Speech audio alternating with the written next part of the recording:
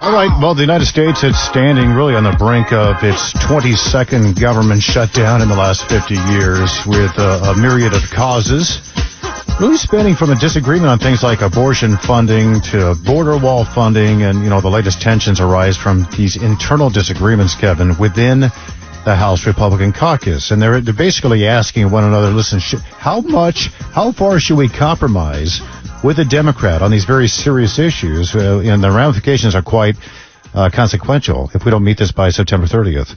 Tom, the way I see it, shutdowns force lawmakers to address this overspending problem and this excessive government growth problem we have. It promotes fiscal responsibility, in my opinion. I think shutdowns hold elected officials accountable for their inability to reach budget agreements. So I don't understand why Republicans can't just say, hey, these are our conservative values. A shutdown will push for these policies that will limit government, and they will reduce spending, and they will encourage fiscal responsibility.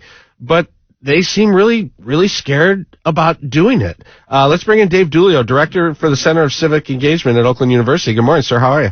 Good morning, guys. Thanks for having me. Can Republicans just say, look, holding firm during a shutdown shows our resolve and our leadership, and let the public know that we have a commitment to conservative principles, and we want to make good financial decisions up here? Well, I think that's certainly one option, and I think that's the stance that the deficit hawks in the Republican conference in the House, at least, are taking at the moment. I think that the question becomes, in this particular instance, can that strategy be effective when we're dealing with a democratically controlled Senate and, of course, a Democrat in the White House, right? I mean, would President Biden sign a funding measure that actually cuts spending? I'm not sure about that. Historically, have there been winners and losers, or have both parties suffered losses when there are shutdowns?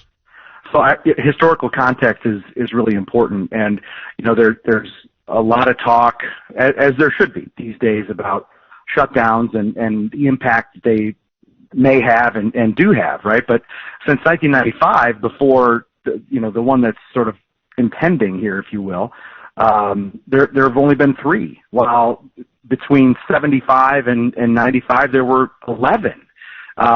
So much more frequent in the past. I think maybe a little bit more front and center now with the way information flows from Washington to the public, social media, 24-hour news cycle, et cetera, et cetera. And if we think about those 3 since 95, Republicans have been the ones to take the brunt of the blame, at least, for causing those shutdowns. And I don't think it would be any different this time, because it's not like the House Republicans as a group are fighting with the Senate or are fighting with the White House. They're fighting amongst themselves right now, and that's a huge hurdle that they're going to have to get over. Yeah, they're fighting amongst themselves, and I think the issue really comes down to, okay, shall we continue to compromise with increased spending? And I think that was the issue back in the 90s as well. The Republicans have had somewhat of the same argument. Stop the spending, stop the increase in taxes.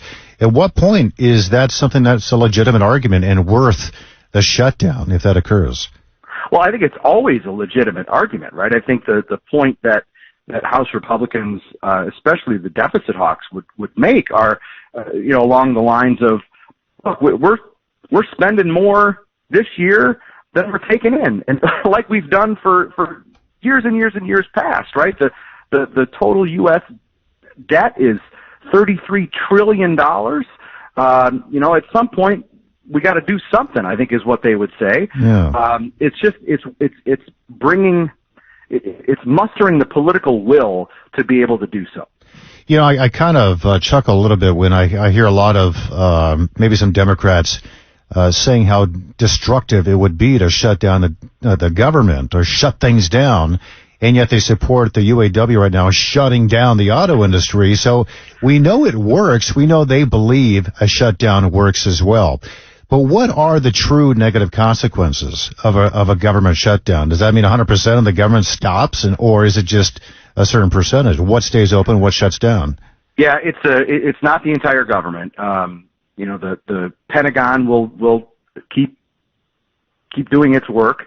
They'll continue to keep us safe and those sorts of things. So essential governmental functions continue. It's those non-essential functions, or I should say functions that are deemed non-essential by the government itself, are the ones that are suspended. And, things like Social Security payments, Medicare, all those kinds of things are on that non-essential list, if you can believe it, right? So that's why these things keyword tend to be short, right? Because there's enough pressure from folks that are truly feeling it, right? When Social Security checks don't go out, that's a big deal.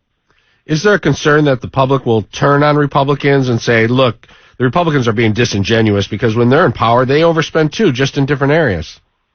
Absolutely. And I think that the public also does not like the brinksmanship that we see all the time. And most of the time we have this same story play out and then a deal gets done right at the last minute.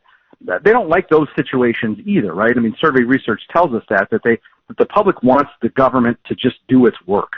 And this is one of those instances where it's in the law, right? We've got a fiscal year end date, September 30th. Get your house in order and pass those bills that fund the government. And if you want to have a fight about funding levels, that's fine. Just do it before, the clock runs out. It's not as if these arguments are new, that they've only started occurring over the past, few decades. They just changed the way they address it. I know that before the 1980s, there was a lot of disagreement on funding, but they didn't shut down the government when there was a disagreement or there weren't appropriations that were agreed upon. What changed back in the 1980s? Yeah, I think, there were a handful of shutdowns pre-1980. I think this really changed in 95 when, that was the first real public battle about these things. And it was public and it was nasty between Speaker Newt Gingrich in the House of Representatives and President Bill Clinton at the time. And they just went back and forth, right? And those shutdowns, there were actually two of them during 1995. It lasted about 25 days. Do you think it'll shut down, or do you think they'll resolve this? It sure looks like it looks like we're hurtling toward a shutdown. I mean, I think the House Republicans on the deficit hawks don't appear to be budging an inch. The congressional Democrats certainly aren't going to help Kevin McCarthy, so it's tough to see a resolution. All right, well, we'll be on it, as you will as well. Thank you so much, Dave Dulio, Director of the Center for Civic Engagement at Oakland University. Appreciate it, Dave. Thanks for having me. Yeah, I don't know, Kevin. We'll be watching this for the next several days here. September 30th is, 5 days away right now, so by the end of this week, a weekend, we'll know for sure if they reach an agreement. Typically, I think they'll resolve them, but boy, I'm worried about it. Essential government services, though, will stay open if they shut down. Fox News is coming up next. Kevin Deitz and myself, Tom Jordan, will return after that. This is All Talk on 760 WJR.